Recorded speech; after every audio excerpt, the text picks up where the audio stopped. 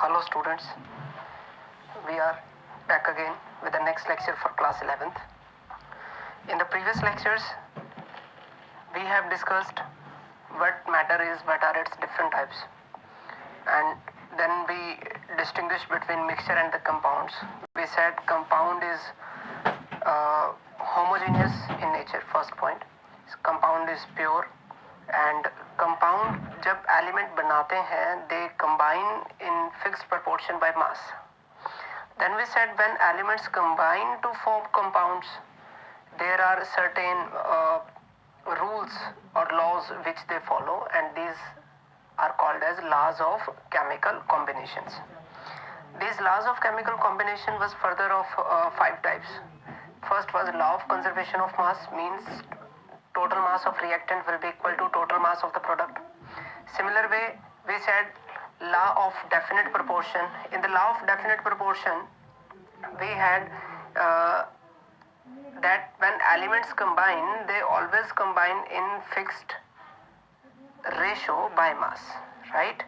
कि जब भी वो compound बनाएंगे, their ratio of masses will be same. For example, in the case of water, the ratio of hydrogen and oxygen is always 1:8.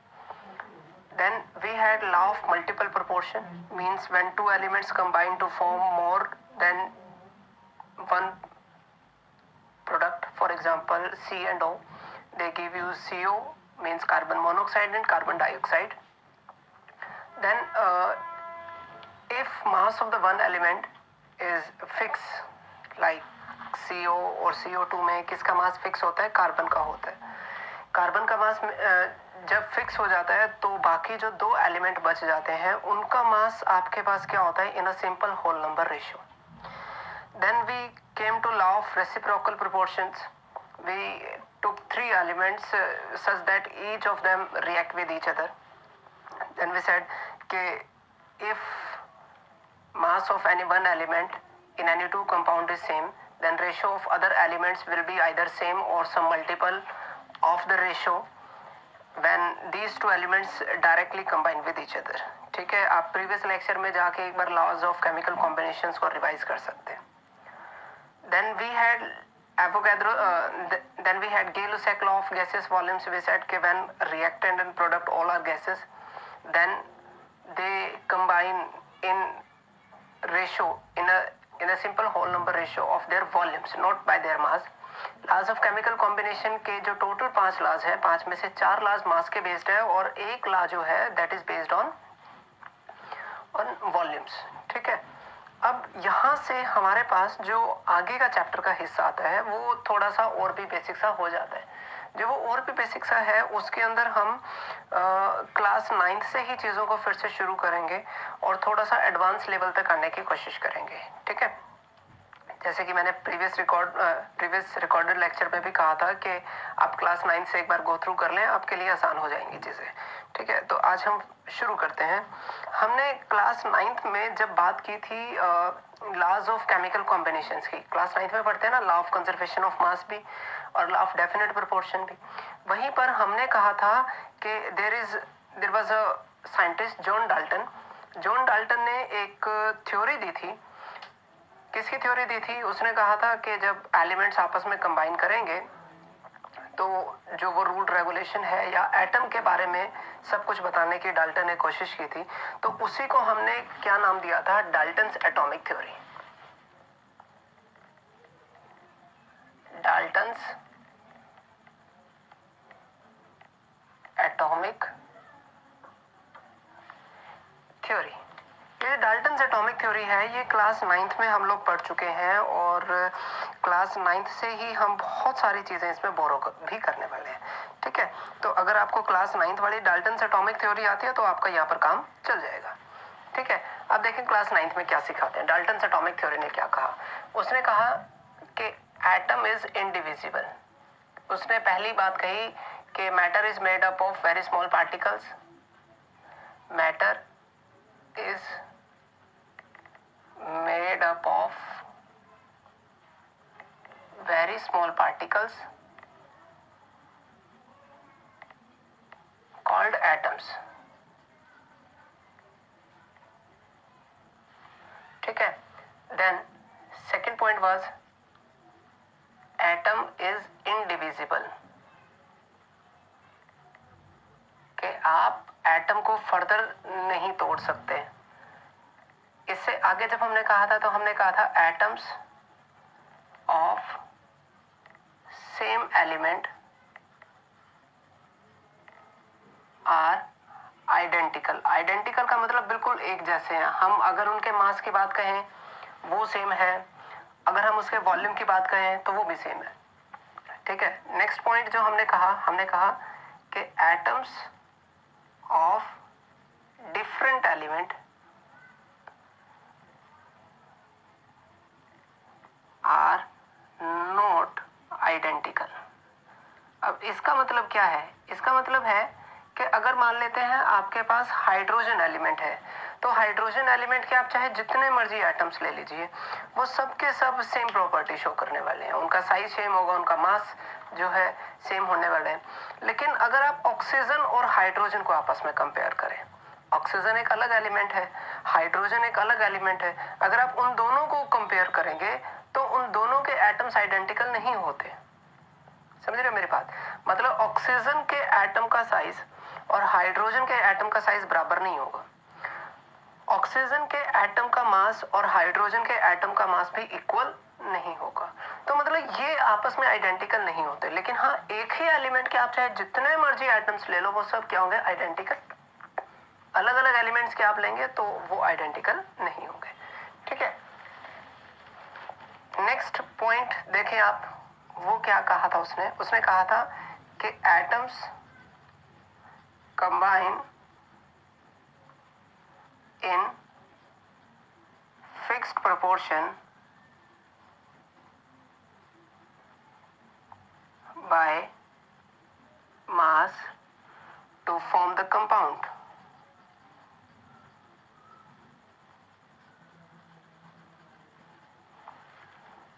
याद आया? यही हमारे पास क्या है? यही हमारे पास जो है second law of chemical combination है, जो कहता है कि एटम्स को हम लोग क्या नहीं कर सकते. एटम्स को हम लोग जो है जब भी वो कंबाइन करेंगे तो हमेशा क्या रखना है? हमेशा ही उसको आपको सेम रेशो में रखना है. ठीक है. तो वो हमेशा क्या रखेंगे? सेम रेशो में. इसके बाद उसने एक और बात कही. उसने कही कि एटम्स ऑफ टू एलिमेंट्स में combine in different ratio two form more than one compound. ठीक है.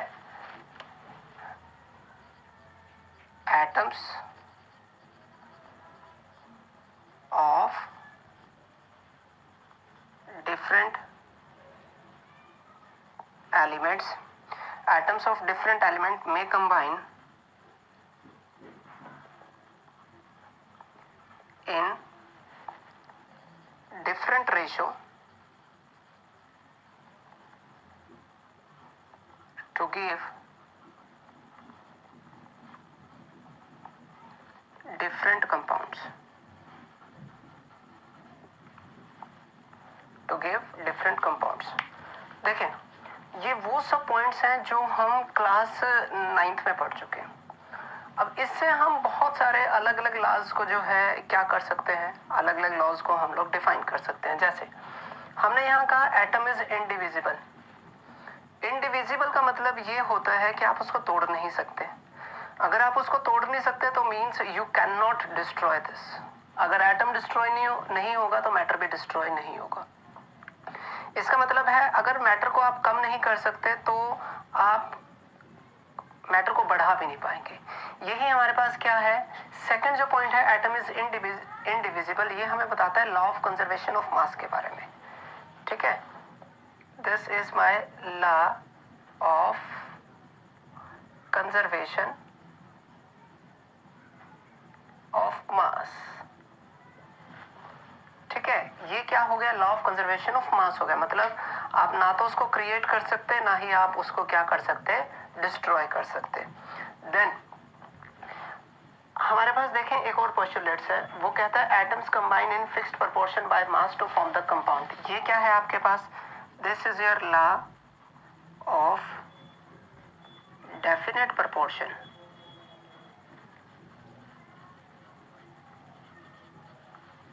ठीक है ना, यही था law of definite proportion.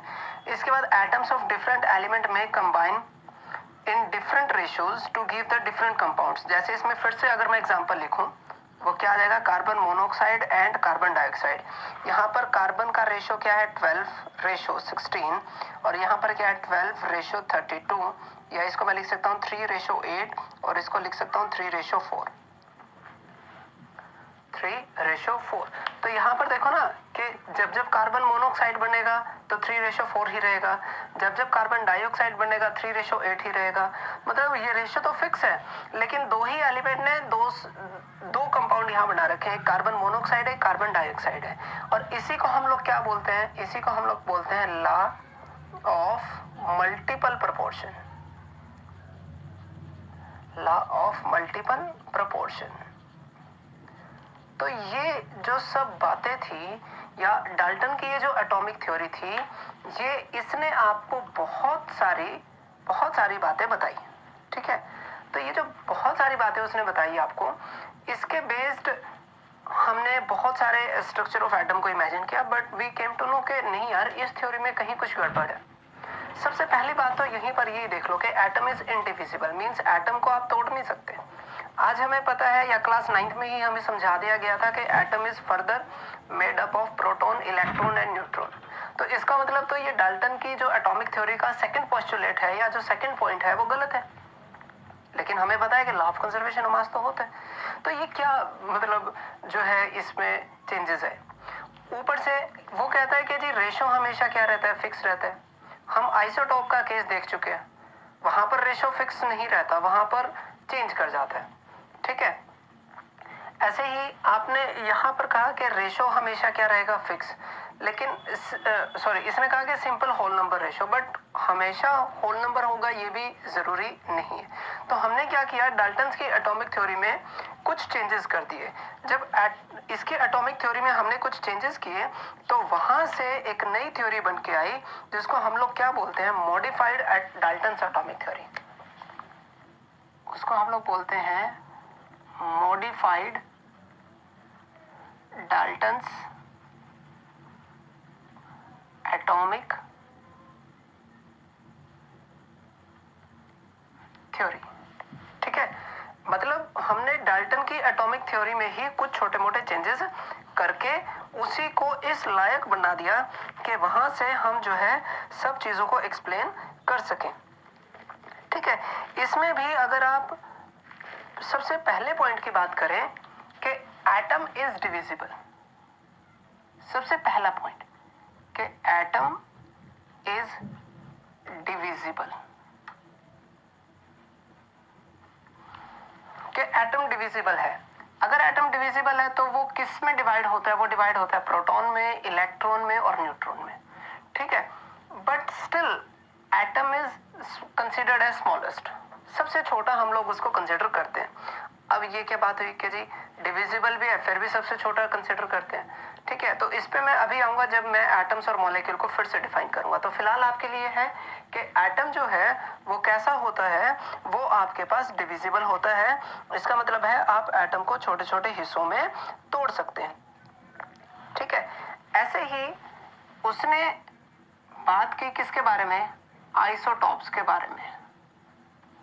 Isotope मतलब same atomic number, same atomic number but different mass number.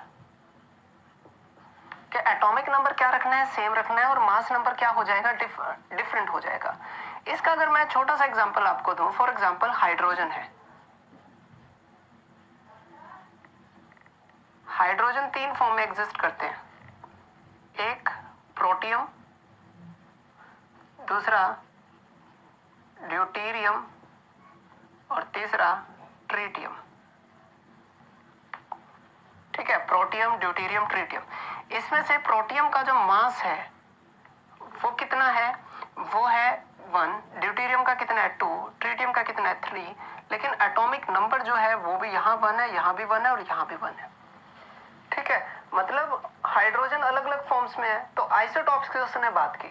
अगर आइसोटॉप की बात हुई तो वो कौन से पॉइंट को जो है ठीक करना चाहता है? वो ठीक करना चाहता है atoms combine in fixed proportion by mass to form the compound. यहां पर उसने क्या कहा? यहां पर उसने कहा कि एटम्स में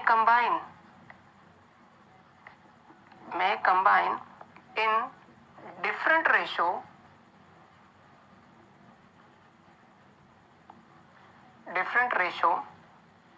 टू गिव सेम कंपाउंड। ठीक है, जैसे फिर से मैं एग्जांपल दूंगा, carbon monoxide and carbon dioxide. Carbon का यहां पर कौन सा आइसोटॉप यूज किया? 12। ठीक है, सॉरी CO2 ही लेना पड़ेगा क्योंकि सेम कंपाउंड की बात करनी है तो CO2 CO2 12:32 और यहाँ कितना आ सकता है? वो 13 और ये आ जाएगा 32। ठीक है, तो यहाँ पर वो किसकी बात कर रहा था? आइसोटॉप की। ऐसे ही थर्ड पॉइंट में वो किसकी बात कहेगा? आइसोबार की। Isobar I hope you remember, अगर याद नहीं है तो हम कहते हैं same mass number but different atomic number. कि मास नंबर डिफरेंट होने का मतलब क्या है? कि एटॉमिक मास अलग अलग है, लेकिन जो एटॉमिक नंबर है वो क्या है? वो आपके पास डिफरेंट है। ठीक है, इसके अंदर हम लोग जैसे एग्जांपल ले, कैल्शियम और आर्गन, दोनों का ही एटॉमिक मास क्या है? दोनों का ही एटॉमिक मास 40 होता है। कौन से हम एग्जांपल ले रहे हैं? Calcium and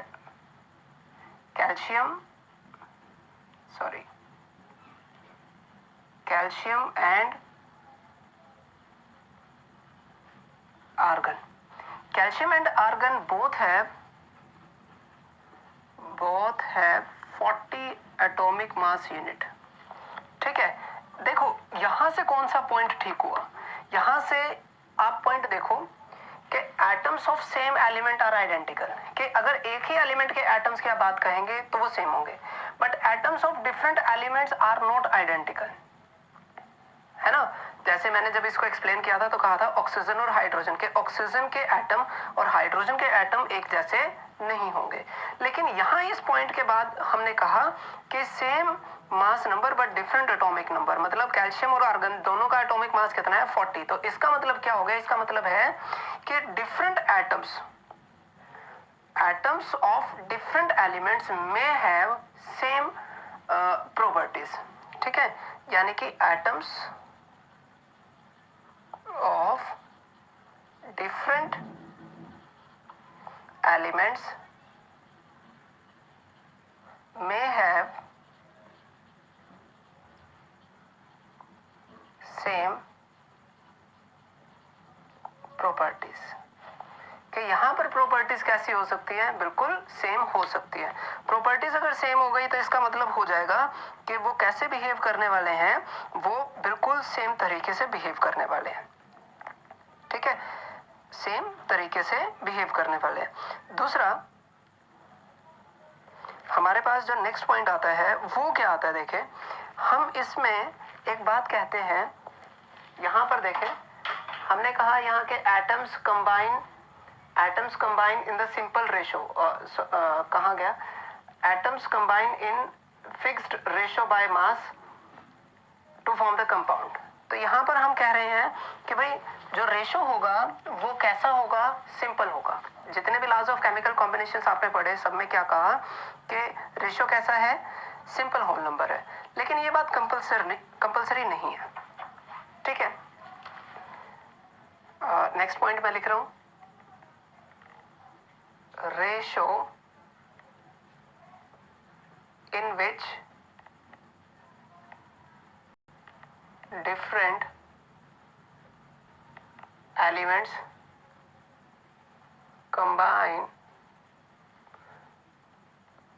combine to form the compound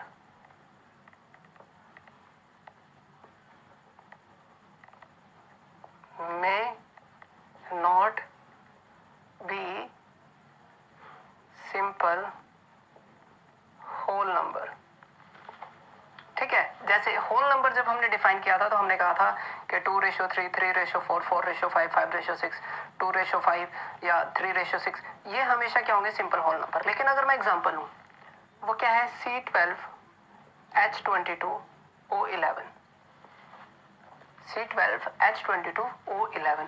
अगर आप इसमें रेशो निकालेंगे तो ये सिंपल होल नंबर रेशो नहीं आने वाला, ठीक है। यू कैन कैलकुलेट कि यहाँ पर रेशो सिंपल नहीं होगा। अगर रेशो सिंपल नहीं है तो वो जो हम बार बार कह रहे थे सिंपल होल नंबर रेशो, वो बात हर बार सच होगी, ये बात जरूरी नहीं होगी, ठीक है। चलिए, कमिंग टू द लास्ट, कि atom is no longer, atom is not longer destructible, sorry indestructible,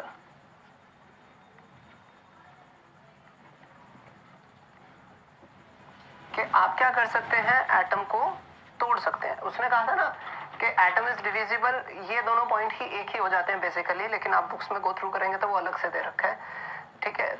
और यहाँ पर एक और बात मैं आपको बता दूं कि एटम्स अपनी एक फॉर्म से दूसरी फॉर्म में भी कन्वर्ट हो सकते हैं, ठीक है। तो आप लास्ट वाले पॉइंट को एस्केप कर सकते हैं।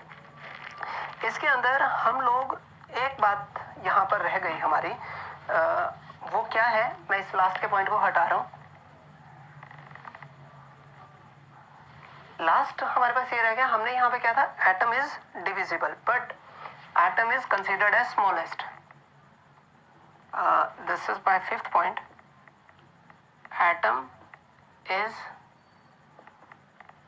Considered to be smallest. अब ये क्या बात हो रही है कि एक तरफ तो हम कह रहे हैं कि एटम इज डिविजिबल, और दूसरी तरफ हम ये कह रहे हैं कि एटम जो है आपके पास वो कैसा है, स्मॉलेस्ट है। तो इन दोनों में से कोई एक बात तो गलत होनी चाहिए कि भाई अगर एटम प्रोटॉन, इलेक्ट्रॉन, न्यूट्रॉन से मिलकर बना है तो सबसे छोटा तो प्रोटॉन, इलेक्ट्रॉन या न्यूट्रॉन होना चाहिए, एटम नहीं होना चाहिए। बट हम बार बार कहते हैं कि एटम जो है वो सबसे छोटा है। तो हम अभी इन दोनों बातों को कैसे कहते हैं, हम कहते हैं atom is considered to be the smallest portion of the matter या smallest part of the atom, sorry, smallest part of the matter that takes part in chemical reaction, ठीक है। मतलब प्रोटॉन, इलेक्ट्रॉन, न्यूट्रॉन, प्रोटॉन और neutron तो बेचारे nucleus के इतने अंदर होते हैं कि वो ऑलमोस्ट करते ही नहीं। मैं नहीं कहता कि कभी नहीं करेंगे, करते हैं कुछ एक केसेस में। वो जब रेडियो एक्टिविटी की बात हम करते हैं, जब फिजिक्स हम पढ़ते हैं तो वहां पर न्यूक्लियस की प्रॉपर्टीज को स्टडी करते हैं। अदरवाइज केमिस्ट्री में तो हम लोग जो है न्यूक्लियस तक कभी पहुंचते भी नहीं। हम बार बार कहते हैं कि न्यूक्लियस इतना अंदर होता है कि वो कभी रिएक्ट ही नहीं कर पाता। तो यहाँ पर इस पॉइंट को या इस आर्टिकल को अगर मैं फिर से रिवाइज कराऊं आपको, तो बड़ी सिंपल सी बात है कि भाई क्लास 9th में लॉज ऑफ केमिकल कॉम्बिनेशन हमने पढ़े। उसके बाद एक थ्योरी आती है Dalton's atomic theory. Atomic theory, Dalton's atomic theory, Dalton is the name of the scientist. Atomic theory मतलब एक साइंटिस्ट था जिसने एटम्स के बारे में बताया, एटम्स से रिलेटेड कुछ बातें कही, उसको हम लोग क्या बोल रहे हैं, डाल्टन्स एटॉमिक थ्योरी। और उसने क्या बात कही, उसने कहा कि matter is made up of very small particles called atom. यहाँ तक वो बात ठीक थी। दूसरा पॉइंट उसने कहा कि atom is indivisible. Atom if atom is indivisible मतलब कि आप उसको नहीं तोड़ सकते। लेकिन बाद में पता चला कि नहीं भाई, एटम तो फर्दर मिलकर बना हुआ है, प्रोटॉन, इलेक्ट्रॉन एंड न्यूट्रॉन। तो हमने इस पॉइंट के अंदर मॉडिफिकेशन की, क्या की कि एटम इज डिविजिबल। समझ आ रही है मेरी बात? इस पॉइंट के अंदर जिसमें हमने कहा कि एटम इज इनडिविजिबल, उसको हमने क्या कहा, उसको थोड़ा सा फर्दर हमने करेक्ट किया और कहा कि एटम इज डिविजिबल। और किस में डिविजिबल है? प्रोटॉन में, इलेक्ट्रॉन में और न्यूट्रॉन में। ऐसे हमने कहा atoms of same element are identical. Identical होने का मतलब है कि वो उनका मास सेम होगा, उनकी शेप सेम होगी, उनका साइज सेम होगा। मैं फिर से कह रहा हूं कि atoms of same element are identical. लेकिन ये बात भी आधी गलत थी। कब तक? जब जैसे आइसोटॉप डिस्कवर हुए। आइसोटॉप डिस्कवर होते ही हमें पता चला कि एटॉमिक नंबर तो सेम है मतलब एलिमेंट तो सेम है लेकिन उसकी प्रॉपर्टीज अलग है, जैसे कि डिफरेंट मास नंबर है। हाइड्रोजन 3 फॉर्म में एग्जिस्ट करता है ना, प्रोटियम, ड्यूटेरियम, ट्रिटियम, तो तीनों का मास अलग अलग है, लेकिन एटॉमिक नंबर क्या है, सेम है। एटॉमिक नंबर सेम होने का मतलब है एलिमेंट सेम है बट उसकी प्रॉपर्टीज यहाँ पर अलग अलग है, ठीक है, मास नंबर उनका अलग अलग है। तो यहाँ से इस बात से क्या फर्क पड़ा, इस बात से फर्क ये पड़ा जब तक ये कहता था कि atoms combine in fixed proportion by mass to form the compound, ये बात झूठी हो गई कि भाई नहीं, कुछ केसेस में स्पेशली वहां जहां आइसोटॉप एग्जिस्ट करते हैं वहां पर कंपाउंड तो सेम होगा लेकिन अलग आइसोटॉप यूज होने की वजह से वो जो रेशियो आना है वो अलग अलग आ जाएगा। जैसे यहाँ देखो ना 12:32, कब, जब कार्बन का C12 यूज करूंगा, कार्बन की वो फॉर्म यूज करूंगा या कार्बन का वो आइसोटॉप यूज करूंगा जब उसका मास कितना होता है, 12 होता है। ऐसे ही अगर मैं कार्बन की वो फॉर्म यूज करूं जिसमें उसका मास 13 होता है तो यही रेशियो चेंज करके क्या हो जाएगा, 13:32। ऐसे ही उसने क्या कहा आपको, उसने कहा कि atoms of different element are not identical. If atoms of different element are not identical, इसके ऊपर क्वेश्चन मार्क आ गया, किसके डिस्कवरी के बाद, आइसोबार के बाद। आइसोबार में कहा कि एलिमेंट्स तो अलग अलग हैं लेकिन उनकी प्रॉपर्टी जैसे कि मास नंबर क्या है, सेम है। जैसे कैल्शियम और आर्गन दोनों का मास कितना होता है, 40, जबकि दोनों ही अलग अलग एलिमेंट्स हैं, ठीक है। तो हम क्या कर रहे हैं, डाल्टन की जो पुरानी थ्योरी थी उसमें हर एक पॉइंट को करेक्ट कर रहे हैं, करेक्शंस कर रहे हैं। फिर हमने कहा कि एटम्स ऑफ डिफरेंट एलिमेंट में combine in different ratio two give the different compound, यहां तक बात ठीक है। लेकिन जब हम इसी पॉइंट को आगे बढ़ाते हैं लॉज ऑफ केमिकल कॉम्बिनेशन में, तो हम कहते हैं कि ये रेशियो हमेशा क्या रहता है, सिंपल होल नंबर रहता है। अगर सिंपल होल नंबर रहता है तो अब देखो C12H22O11 है, इसके अंदर सिंपल होल नंबर रेशियो आएगा ही नहीं, तो ये भी कंपलसरी नहीं है। हाँ, ये बात कंपलसरी कि फिक्स्ड रहेगा, ये बात कंपलसरी है कि वो फिक्स्ड रहेगा, लेकिन ये बात कंपलसरी नहीं है कि वो हमेशा सिंपल होल नंबर रेशियो आएगा। दिस इज नॉट कंपलसरी, ठीक है। तो यहाँ से लास्ट हम आ जाते हैं कि हमने कहा कि एटम इज डिविजिबल, और फिर हम आगे जाते जाते हमने कहा कि atom is divisible but it is the smallest one. Smallest one मतलब मैटर की वो फॉर्म जो कहाँ कहाँ पर जो है स्मॉलेस्ट कंसिडर होगी, केमिकल रिएक्शन के दौरान। केमिकल रिएक्शन करवाते टाइम ये सबसे स्मॉलेस्ट होगी, अदरवाइज नहीं, ठीक है। I hope clear. चलिए, you can take a screenshot here, notes बनाने में आपको आसानी रहेगी। तो इससे डाल्टन एटॉमिक थ्योरी से हम थोड़ा सा आगे चलते हैं। डाल्टन की एटॉमिक थ्योरी का एक पोस्टुलेट मैं आपको फिर से बता रहा हूँ यहाँ। जैसे अभी एग्जांपल लिया था ना, वो क्या था, C12H22O11। डाल्टन ने एक बात कही और वो ये कही, मैं इसको भी क्लीन कर लेता हूँ।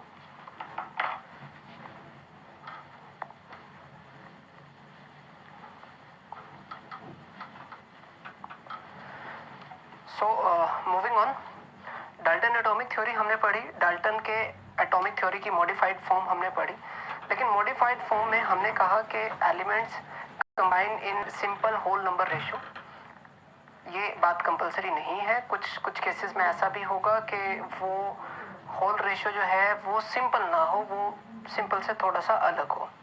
जैसे अभी एक एग्जांपल हमने पॉइंट में कहा था, दैट इज C12H22O11, ठीक है, C12H22O11। तो यहाँ पर अगर आप रेशियो निकालें, ठीक है ना, किसका रेशियो निकालें, ratio of the elements, ratio of number of elements that combine is carbon ratio, hydrogen ratio, oxygen. Carbon कितना है 12, हाइड्रोजन कितना है 22 और ऑक्सीजन कितना है हमारे पास 11। But this ratio is not simple, this ratio is not simple, ठीक है ना। The ratio of number of elements that combine is this, but this ratio is not simple,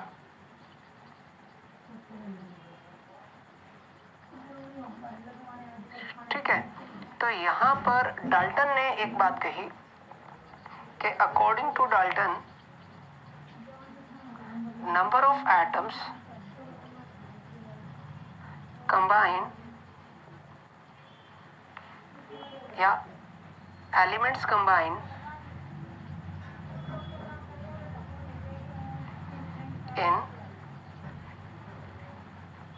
in ratio of in whole number ratio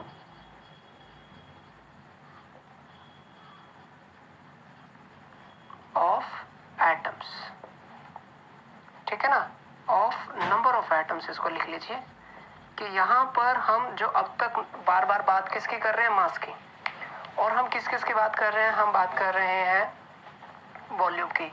Dalton ने हमें एक नया idea दिया, उसने कहा कि भाई ठीक है आप मास की बात करें, हम वॉल्यूम की बात करें, लेकिन it's better to study the ratio in terms of number of atoms.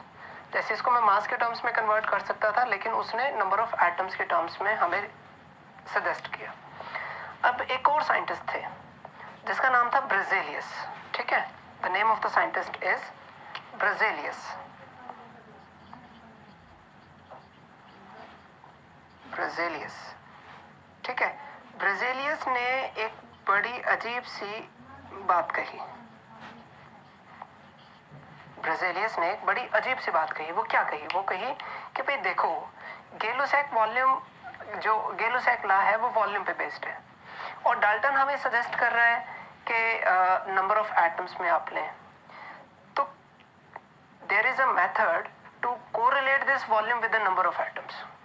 Berzelius ने कहा कि जो गेलुसैक लॉ जो है वॉल्यूम के टर्म्स में बात कर रहा है, डाल्टन कह रहा है कि नंबर ऑफ एटम्स के टर्म में बात करो, तो मेरे हिसाब से उस वॉल्यूम और नंबर ऑफ एटम्स में एक रिलेशन बनता है, ठीक है। ये ब्रेजेलियस की स्टेटमेंट थी कि according to me there is a relation between the volume and the number of atoms, and that particular statement, that particular idea is known as Berzelius hypothesis. What this hypothesis says, this hypothesis states that equal volume of gases under the same condition of temperature and pressure contains same number of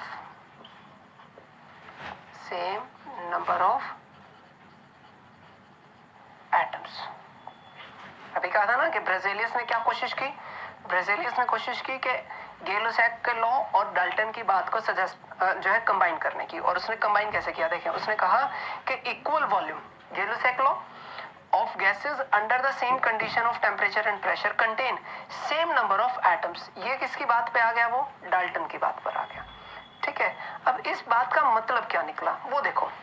जैसे हमें पता है कि H2 जो gas है, Cl2 जो gas है, वो किस में कन्वर्ट हो जाती है? 2HCl के अंदर कन्वर्ट हो जाती है। ये भी क्या है? गैस है। तो गेलुसैक लॉ एक बार याद करो। गेलुसैक लॉ ने कहा था कि भाई देखो, इसका वन वॉल्यूम और इसका भी वन वॉल्यूम, ठीक है ना। One volume of this and one volume of this gives you two volume of HCl, है ना। इन दोनों का एक एक वॉल्यूम जो है क्या दे रहा है? वो दो वॉल्यूम दे रहा है। या अगर मान लो आपको मैं ब्रेजेलियस हाइपोथेसिस के टर्म में कहूं तो equal volume of gases under the same condition of temperature and pressure contain the same number of atoms. इसका मतलब हुआ कि अगर मैं कंडीशन टेम्परेचर और प्रेशर की सेम रखूं तो जितने नंबर ऑफ एटम्स इसके होंगे, क्योंकि इसका वॉल्यूम और इसका वॉल्यूम क्या है? बराबर है, तो जितने नंबर ऑफ एटम्स इसके होंगे उतने ही नंबर ऑफ एटम्स इसके भी होंगे। मतलब अगर आपके पास वन वॉल्यूम है तो यहाँ n atoms of hydrogen combined with n atoms of chlorine to give 2n atoms of compound क्या है मेरे पास? HCl। लेकिन अब देखो यहां पर कितने बन रहे हैं? 2n, ट्वाइस बन रहा है। अगर मान लो आपको किसी दिन सिर्फ एक बनाना हो, सिर्फ n एटम्स यू रिक्वायर, तो यहां पर कितने करने पड़ेंगे? उसके हाफ। अगर यहाँ n थे तो यहाँ कितने हैं? 2 गुने हैं। तो यहाँ अगर मुझे एक करना है तो यहाँ पर कितने आ जाएंगे? n/2 atoms. और यहाँ पर भी क्या आ जाएंगे n/2 एटम्स। अगर आपको ये बात नहीं समझ आती तो आप सीधा सीधा कहो कि मैंने इस सब को ना 2 से डिवाइड कर दिया। अगर इन सबको 2 से डिवाइड कर दिया तो ये भी क्या आ जाएगा n/2, ये भी कितना आ जाएगा n/2 और ये कितना आ जाएगा 2n। ठीक है, या इसको आप divide by n, divide by n, तो ये कितना आ जाएगा 1/2 atom of hydrogen combined with 1/2 atom of chlorine to give one atom of compound HCl। ठीक है, अगर आपको या आप इसको पहले 2 से और फिर n से ना डिवाइड करके सीधा 2n से भी डिवाइड करते हैं। अगर यहाँ 2n से डिवाइड करते हैं तो 1 आ जाता है, यहाँ 2n से डिवाइड करते हैं तो 1/2, यहाँ पर भी कितना आ जाता है 1/2। तो यहाँ पर ब्रेज़ेलियस हाइपोथेसिस के अकॉर्डिंग उसने कहा, हमने कहा कि ये एवोगैड्रोस लॉ है और डाल्टन की बात को कंबाइन करके ब्रेज़ेलियस ने जो हाइपोथेसिस दी उसके हिसाब से उसने कहा कि इसका इक्वल वॉल्यूम और इसका equal volume, equal number of atoms लिए होंगे। अगर इसके अंदर n एटम्स है तो इसके अंदर भी n एटम्स है। एट द सेम टाइम देखो, अगर इसका एक वॉल्यूम है तो यहाँ 2 गुने है, तो यहाँ पर जितने एटम्स होंगे उसके 2 टाइम्स यहाँ पर एटम्स होने वाले हैं। तो यहाँ पर n एटम्स, यहाँ n एटम, यहाँ कितने 2n एटम्स। अगर आपको यहाँ 1 एटम बनाना हो या 1 मॉलिक्यूल बनाना हो तो यहाँ पे कितना चाहिएगा हाफ एटम, यहाँ पर भी कितना चाहिएगा हाफ एटम। क्या हाफ एग्जिस्ट करता है? नहीं। The number of atoms can not be in fraction,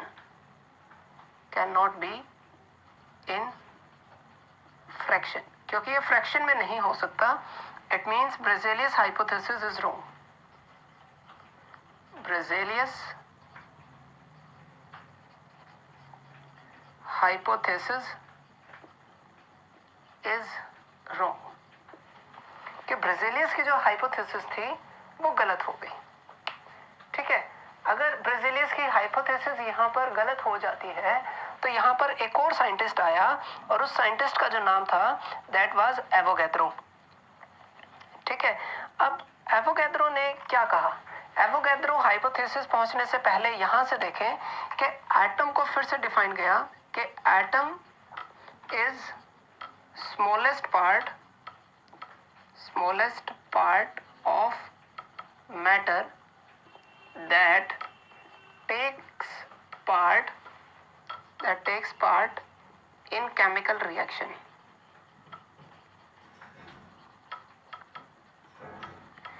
It may or may not be independently exist।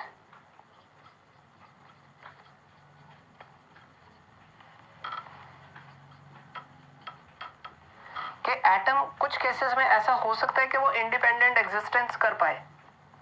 ठीक है, कुछ केसेस में इंडिपेंडेंट एग्जिस्टेंस पॉसिबल है। जैसे फॉर एग्जांपल है helium. Helium exist in the form of atom,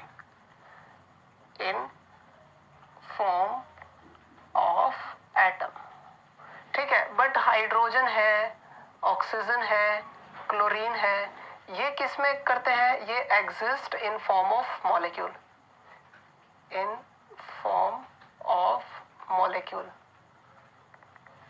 ठीक है, तो कई बार वो जो है एटम की फॉर्म में एग्जिस्ट कर भी सकता है, इंडिविजुअल फॉर्म में इंडिपेंडेंटली एग्जिस्ट कर भी सकता है और नहीं भी कर सकता। ठीक है, यहीं से एक और चीज को हमने दोबारा से डिफाइन किया और वो क्या थी? मॉलिक्यूल। मॉलिक्यूल क्या है? This is the group of atoms that exist independently, कि वो इंडिपेंडेंटली जरूर एग्जिस्ट करेगा। ठीक है, जो मॉलिक्यूल है वो इंडिपेंडेंटली जरूर एग्जिस्ट करेगा। तो ब्रेज़ेलियस हाइपोथेसिस के हिसाब से तो एटम्स किस में आ गए थे? फ्रैक्शन में, और एटम्स फ्रैक्शन में हो नहीं सकते। अगर एटम फ्रैक्शन में नहीं हो सकते तो इसका मतलब है कि ब्रेज़ेलियस हाइपोथेसिस गलत थी। तो एक और साइंटिस्ट आया और वो साइंटिस्ट कौन था? एवोगैड्रो ने भी एक हाइपोथेसिस दी। जो एवोगैड्रोस हाइपोथेसिस है वो क्या कहती है? वो कहती है कि equal volume of gases under the given set of condition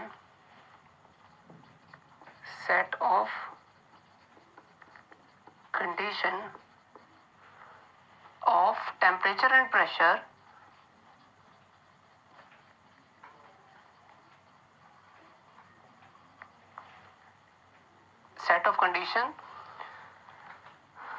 equal volume of gases under the given set of condition of temperature and pressure contain same number of molecules. Same number of molecules, मतलब जहां ब्रेजेलियस ने हमें number of atoms की बात कही, इसने हमें क्या कही, सेम नंबर ऑफ मॉलिक्यूल्स की बात कही. ठीक है. अब यहां पर देखें, जो आपके पास एटम की आप बात कहते हैं कि एटम फ्रैक्शन में नहीं हो सकता, एटम फ्रैक्शन में नहीं हो सकता, but molecule can be in the fraction. Molecule आधा हो सकता है. ठीक है. यहां पर आप नोट कर लीजिए, note that molecule may be in fraction.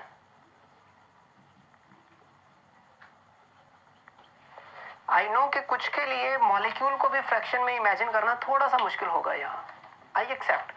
लेकिन आप पहले इसको मान लीजिए कि चलो ठीक है भाई, ऐसा होता है. क्या हम प्रूव कर सकते हैं? जैसे law of conservation of energy आप फिजिक्स में पढ़ते हैं, तो law of conservation of energy कहती है energy can neither be created nor be destroyed. लेकिन अगर मैं आपसे कहूं कि इसका एक्सपेरिमेंटल प्रूफ हमारे पास है ही नहीं आज तक भी, लेकिन हम आज भी इसको पढ़ते हैं. आपने भी शायद मान लिया होगा कि ठीक है जी, होता है. तो यहां पर ऐसे ही मैं कह रहा हूं कि हम इसको मान लेते हैं. जैसे आप मैथ्स में बहुत सारे क्वेश्चंस करते हैं, बहुत सारी थ्योरम्स को आप जब सॉल्व करने जाते हैं, then you start let us consider. आप किसी बात को कंसीडर करते हैं और कंसीडर करते करते करते करते किसी फाइनल कंक्लूजन पे आते हैं, और फाइनल कंक्लूजन को देख के कहते हैं कि भाई ये जब भी पॉसिबल है, this is possible only when our consideration is right. कि जो हम मान के चले हैं वो ठीक है. अगर हमारा रिजल्ट ठीक आ गया तो शुरुआत में जो हमने माना था वो ठीक था, लेकिन अगर हमारा रिजल्ट गलत आ गया तो इसका मतलब कॉन्ट्राडिक्शन है, मतलब ऊपर जो हमने बात कही है वो वैसी नहीं है, उसकी रिवर्स है. ठीक है. तो यहां पर हम कह रहे हैं कि मॉलिक्यूल्स में भी इन फ्रैक्शन, हम लेट कर लेते हैं कि मॉलिक्यूल फ्रैक्शन में है, हो सकते हैं. अगर मॉलिक्यूल को मैं फ्रैक्शन में इमेजिन करके किसी एग्जैक्ट या राइट कंक्लूजन पर पहुंच गया, तो इसका मतलब है कि मेरी जो इमेजिनेशन है यहां वो ठीक है.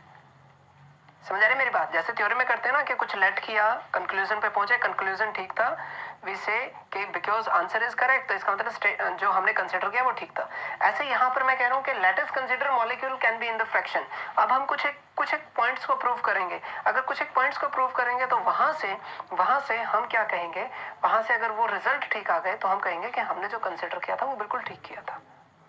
ठीक है. तो देखो, आप इसका एक बार स्क्रीनशॉट ले लीजिए ताकि आप आसानी से इसके नोट्स बना सकें.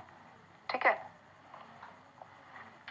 आई होप ये जस्ट अ मिनट, यहां से देख लीजिए आप कि शायद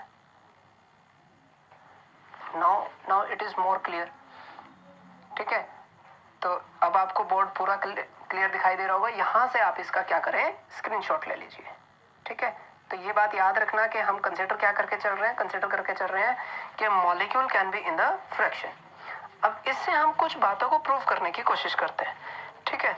सबसे पहले तो हम प्रूव करने की कोशिश करते हैं. देखें, हमने लिया, मैं इसको क्लियर कर लेता हूं.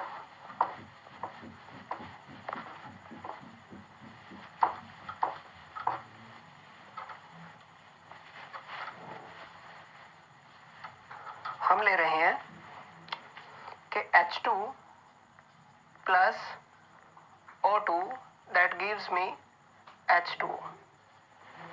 ठीक है. लेकिन इसको मैं ऐसे नहीं लिखता, इसको मैं लिखता हूं हाइड्रोजन प्लस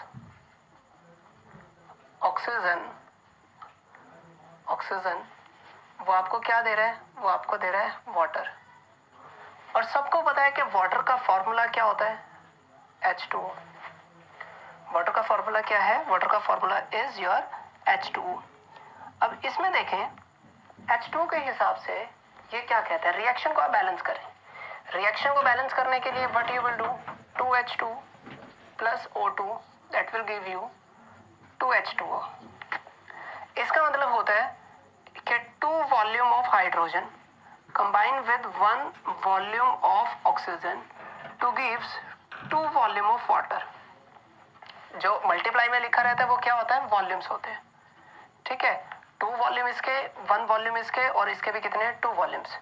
तो यहां से देखो, according to Avogadro's hypothesis, according to Avogadro's hypothesis, और वो क्या कहती है, वो कहती है equal volume of gases under the given set of condition of temperature and pressure contain the same number of molecule. कि इसका अगर 1 वॉल्यूम के अंदर n मॉलिक्यूल्स हों, n मॉलिक्यूल्स, तो यहां पर जितने मॉलिक्यूल्स एक वॉल्यूम में है, एवोगैड्रो याद रखना कि इसका एक वॉल्यूम के अंदर n मॉलिक्यूल है, तो हाइड्रोजन का अगर एक वॉल्यूम आप लेंगे तो उसके अंदर भी कितने होंगे, n मॉलिक्यूल्स होंगे। लेकिन यहाँ कितने हैं, 2 वॉल्यूम, तो यहां पर कितने मॉलिक्यूल्स होंगे, 2n मॉलिक्यूल्स। ठीक है, और यहां पर वाटर कितना बनेगा, 2n मॉलिक्यूल्स।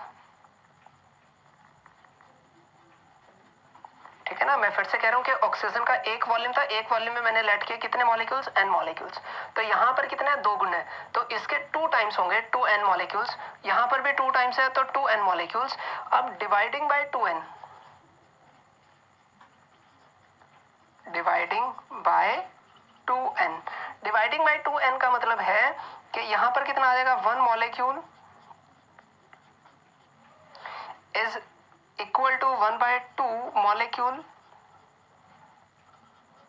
और यहां पर कितना आ जाएगा, 1 मॉलिक्यूल।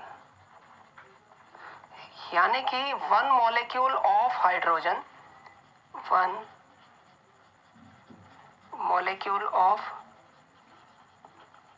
हाइड्रोजन combined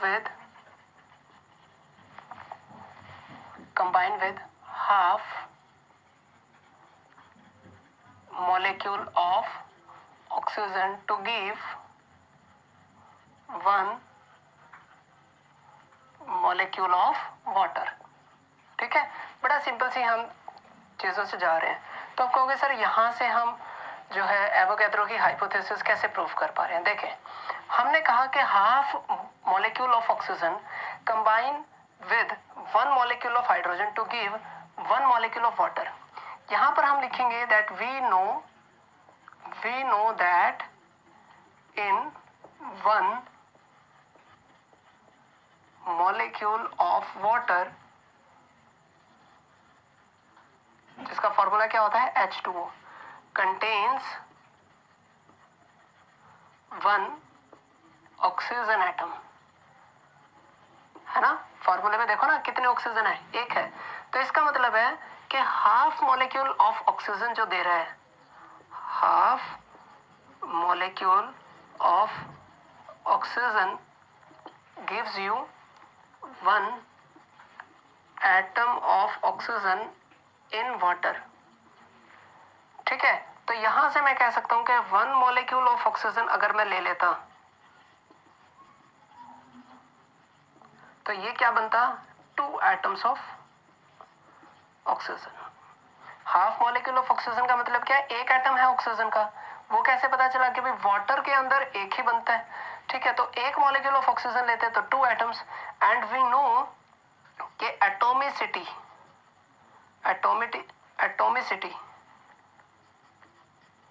एटोमिसिटी का मतलब होता है कि number of atoms that combine in single molecule.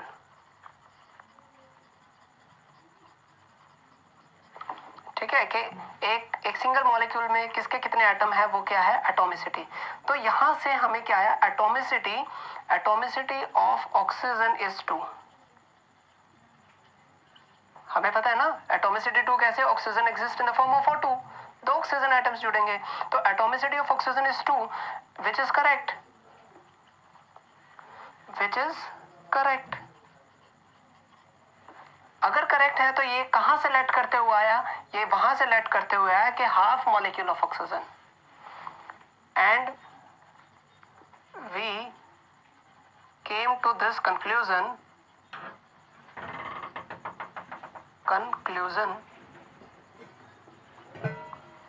that half molecule of oxygen combine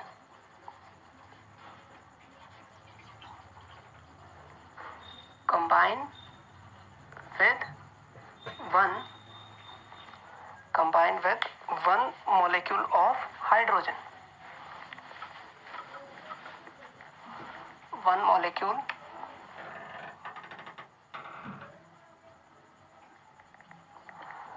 hydrogen. ठीक है ना। देखो नंबर ऑफ एटम्स फ्रैक्शन में नहीं हो सकते, हम बचपन से पढ़ते आ रहे हैं। एवोगैड्रो ने कहा कि भाई नंबर ऑफ मॉलिक्यूल्स के टर्म में ले आओ, नंबर ऑफ मॉलिक्यूल्स के टर्म में लेके आते आते उसने हमें कहा कि मॉलिक्यूल में भी इन द फ्रैक्शन, अगर फ्रैक्शन में होते हैं तो हमने ये लेट किया कि चलो भाई ठीक है, हम मान लेते हैं कि फ्रैक्शन में होंगे। हमने एक इक्वेशन में अप्लाई करके देखा H2 + O2, यहाँ से पता चला कि half molecule of oxygen combine कर रहे हैं किसके, वन मॉलिक्यूल के साथ। लेकिन हाफ मॉलिक्यूल ऑफ ऑक्सीजन से मुझे पता चला कि यहाँ पे कितने मॉलिक्यूल बन रहे हैं वाटर के, लेकिन वाटर के एक मॉलिक्यूल में तो कितने एटम्स है, 1 एटम्स है। 1 एटम अगर है उसके अंदर तो इसका मतलब है कि हाफ मॉलिक्यूल ऑफ ऑक्सीजन में कितने एटम्स होने चाहिए, 1 होने चाहिए। या एक मॉलिक्यूल ऑफ ऑक्सीजन में कितने एटम्स हो जाएंगे, 2 हो जाएंगे, जो हमें पता है होते हैं कि atoms of oxygen that is 2 which exist in single molecule। अगर ये बात ठीक है तो ये मैं कैसे लेट करके आया, ये लेट करके आया कि half molecule of oxygen react करता है। अगर रिएक्ट करता है तो एवोगैड्रो की हाइपोथेसिस बिल्कुल करेक्ट कहती है। ठीक है, इसमें कोई डाउट नहीं होना चाहिए। तो यानी कि यहाँ पर अगर मैं कहूं कि भाई एप्लीकेशन क्या है, एप्लीकेशन ऑफ ब्रेजेलियस हाइपोथेसिस, सॉरी बार बार ब्रेजेलियस याद आ रहा है, एवोगैड्रो है। एप्लीकेशन ऑफ एवोगैड्रो हाइपोथेसिस सबसे पहली क्या है कि यू कैन कैलकुलेट एटॉमिसिटी, कि आप किसी भी चीज की एटॉमिसिटी को कैलकुलेट कर सकते हैं। दूसरा जो सबसे बड़ी एप्लीकेशन है एवोगैड्रो की, वो ये आती है कि हम यहाँ से क्या निकाल सकते हैं, मॉलिक्यूलर मास और वेपर डेंसिटी के बीच में रिलेशन भी निकाल सकते हैं। ठीक है, मॉलिक्यूलर मास और वेपर डेंसिटी के बीच में रिलेशन निकाल सकते हैं। और वो रिलेशन क्या होता है, वो रिलेशन होता है कि molecular mass is equal to 2 into vapor density। Molecular mass is equal to 2 into vapor density। और इसकी तो सबसे बड़ी एप्लीकेशन मेरे पास है, वो क्या है, वो हमें तीसरा जो सबसे बड़ा पॉइंट है वो हमें कहता है कि molecular mass is equal to 22.4 litre of any gas at STP. ठीक है, इन दोनों ही पॉइंट्स की अगर मैं बात करूं तो एक्चुअल में देखो जो एवोगैड्रो हाइपोथेसिस है इसके बारे में एनसीईआरटी आपको कुछ खास जानकारी नहीं देती। इवन जो हमने लेक्चर रिकॉर्ड किया इसका ज्यादातर पार्ट के बारे में एनसीईआरटी हमें जानकारी नहीं देती। ये हम एडिशनल कर रहे हैं, सब क्यों कर रहे हैं, ताकि चीजें हमें समझने आनी शुरू हो जाए। ठीक है, अगर आपको इसमें ब्रेजेलियस हाइपोथेसिस और एवोगैड्रो हाइपोथेसिस नहीं भी समझ आती तो भी मुझे कोई खास फर्क नहीं पड़ता। क्यों नहीं पड़ता, क्योंकि इनका कुछ खास यूज है ही नहीं। समझ रहे हो मेरी बात, कि ये तो हम बस ऐसी अपनी नॉलेज को बढ़ाने के लिए कर रहे हैं, लेकिन क्या बिल्कुल भी यूज नहीं है। भाई देखो मोल कॉन्सेप्ट जो आप पढ़ के आए हैं क्लास 9th में, उसके कुछ रिजल्ट्स हैं जो आपको याद है। वहां पे हम कह देते हैं कि भाई ऐसे ही होता है तो बच्चा याद कर लेता है। अब क्योंकि आपको वो याद है तो आप यहाँ पर आर्ग्यूमेंट नहीं करते। आपको पता है, आपके दिमाग को पता है कि 1 मोल के अंदर इतनी इतनी चीजें होती हैं, लेकिन अगर मैं उसके ऊपर क्वेश्चन मार्क लगा दूं व्हाई इट इज सो, तो उसके लिए आपको ब्रेजेलियस और एवोगैड्रो हाइपोथेसिस और उनकी एप्लीकेशंस का पता होना चाहिए। ठीक है, तो यहाँ पर हम जो अटेम्प्ट कर रहे हैं वो ये अटेम्प्ट कर रहे हैं कि आपको वो चीजें याद ना करनी पड़े। ठीक है, तो फिलहाल तो मैं आपको ये कहूंगा कि आप ये दोनों याद कर लीजिए, क्योंकि नेक्स्ट लेक्चर में हम लोग क्या करेंगे, नेक्स्ट लेक्चर में हम लोग इनको बड़े डिटेल में करेंगे कि कैसे हम लोग यहाँ तक पहुंच गए। ठीक है, लेकिन इसके आगे अगर आप चलेंगे, इसके आगे आपके पास बड़ी छोटी छोटी सी टर्म्स आती हैं। जैसे पहली टर्म आती है एटॉमिक मास। एटॉमिक मास का मतलब क्या होता है? एटॉमिक मास का मतलब होता है कि कोई एटम कितना हल्का है या कितना भारी है। किससे कंपेयर करते हैं? कार्बन से। कार्बन दो आइसोटॉप्स में एग्जिस्ट करता है, C12 और C13। जो सबसे कॉमन है हमारे पास वो है C12। कार्बन की वो फॉर्म जब उसका मास 12 होता है वो सबसे ज्यादा कॉमन है, नेचर में सबसे ज्यादा वही मिलती है, इसलिए रेफरेंस के लिए हमने वही रखा हुआ है। ठीक है, तो कोई एटम C12 के कंपैरिजन में कितना हल्का है या कितना भारी है, वो क्या होता है? उसका एटॉमिक मास। जैसे मैं अगर आपसे पूछूं कि भाई एक व्यक्ति है जिसकी हाइट कितनी है? हाइट है 6 फीट। तो बताओ वो आदमी बौना है या वो आदमी लंबा है? ठीक है, बेटा सोचो कि एक आदमी है जिसकी हाइट कितनी है? 6 फीट, और क्वेश्चन ये है कि बताओ वो आदमी बौना है या वो लंबा है। तो शायद आप में से ज्यादातर इमेजिन करेंगे कि सर ये तो लंबा होगा, लेकिन जो भी ये इमेजिन कर रहे हैं कि लंबा होगा वो गलत हो सकते हैं। क्यों गलत हो सकते हैं? क्योंकि मैंने आपको बताया नहीं कि उस आदमी की हाइट को आपको किससे कंपेयर करना है। अगर मैं कहूं कि उस आदमी की हाइट एक दूसरे आदमी से कंपेयर करो जिसकी हाइट 3 फीट है, तो 3 फीट के कंपैरिजन में 6 फीट लंबा होगा। लेकिन अगर मैं कहूं कि इस 6 फीट के आदमी की हाइट को कंपेयर करो एक बिल्डिंग की हाइट से, तो बिल्डिंग की हाइट ज्यादा होगी, बिल्डिंग की हाइट के कंपैरिजन में वो बौना होगा। यानी कि रेफरेंस हम देखते हैं कि किसके विद रिस्पेक्ट हमें कंपेयर करना है। तो एटम्स हल्का है या भारी है, किसके विद रिस्पेक्ट? C12 के विद रिस्पेक्ट। ठीक है, तो वो क्या होता है? उसका एटॉमिक मास। एटॉमिक मास को ग्राम्स में मेजर किया जा सकता है। अगर ग्राम्स में मेजर किया जा सकता है तो हम लोग उसको क्या बोलते हैं? Gram atomic mass. बड़ी सिंपल सी बात है, आप सुन लोगे तो भी आपको समझ आ जाएगी। ठीक है, तो एटॉमिक मास का मतलब हुआ कि how many times any atom is heavier in comparison to C12। ठीक है, C12 के एक एटम के। अच्छा, इसको अगर ग्राम्स में एक्सप्रेस करेंगे तो ग्राम एटॉमिक मास। लेकिन अगर हम इसको यूनिट निकाले इसकी, तो वो क्या होती है? Gram atomic mass unit. Sorry, atomic mass unit, not gram atomic mass unit, atomic mass unit. Atomic mass unit को शॉर्ट फॉर्म में क्या लिखते हैं? AMU। AMU को अगर डिफाइन करना हो, AMU is equal to 1 AMU is equal to 1/12 multiply mass of one atom of C12।